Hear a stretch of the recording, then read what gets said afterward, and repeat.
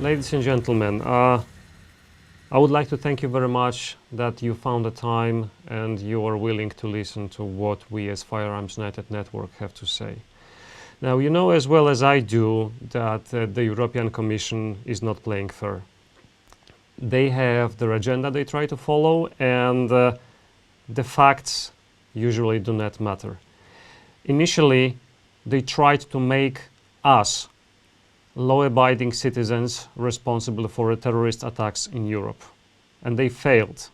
They failed with the directive because of the Firearms United Network and many other organizations which were working at the European level to dilute this directive, which was totally nonsensical from the point of view of the goals they were trying to achieve, which was officially to fight the terrorism.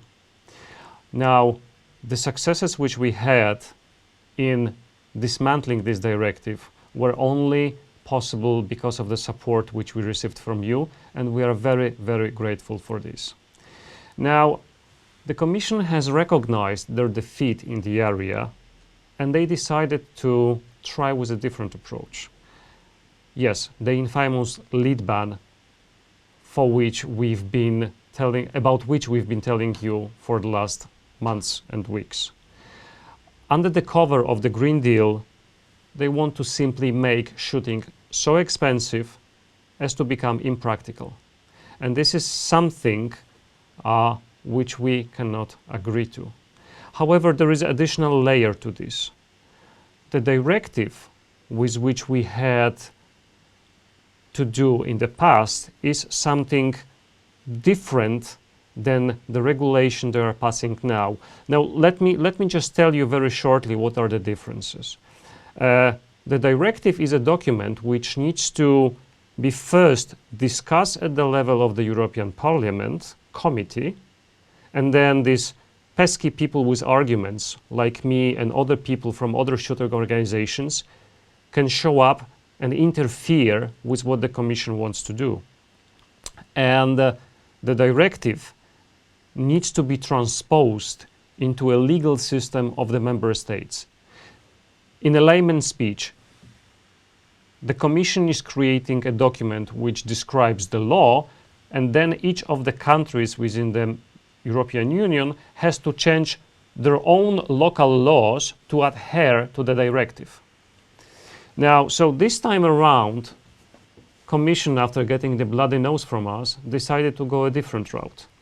They decided that they will publish a regulation. The regulation does not have to be discussed at the EU Parliament level. It does not have to be transposed to the legal systems of the member states because it's directly applicable and it's treated as a binding law based on the technical document. So the ECHA has been changing their documents several times in order to achieve what the Commission wanted from them. So we are absolutely sure that these documents are not purely technical, they are not purely scientific, because they've been changed so many times to achieve what they've been given as a task to be achieved. I will not go into details on this one, it will come in the due time, but let me tell you that there are two great documents which has been created by the organizations which are members of the Firearms United Network, namely Lex in Czech Republic and Firearms United Finland, which we've been using extensively to expose the approach the Commission has taken.